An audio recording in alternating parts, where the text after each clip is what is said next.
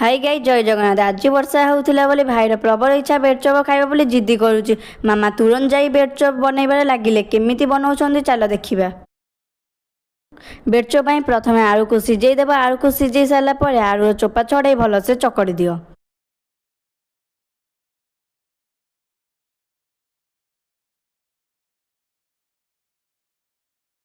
कढ़ई 3 चामच तेल पकांतु। सेतिरे कटा जाइतिबा पियाज पकाई भाजंतु। भाजी सारा पर अदा रसुण पेस्ट पकाई गोळांतु।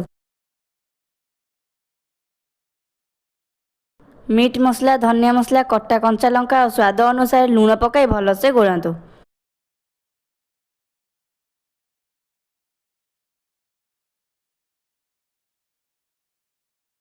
तापर आलू चकड़ा लूण पकाई कषा जाइतिबा मसला रे पकाई गोळांतु।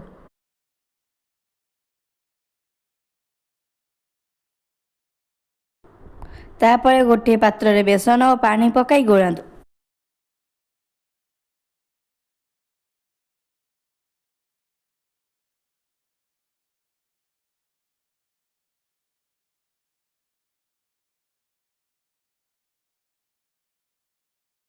बेड को मझिरे काटी सेतिरे चकड़ा देई बेसन रे गोळाई तेल छाणंतु।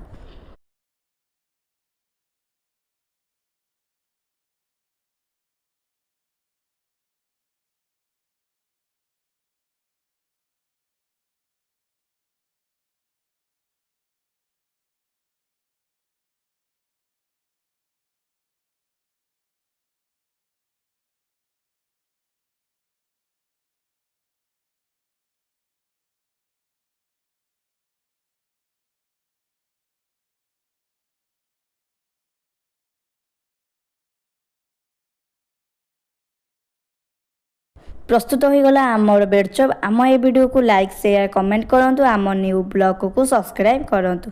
रहिली जय जगन्नाथ।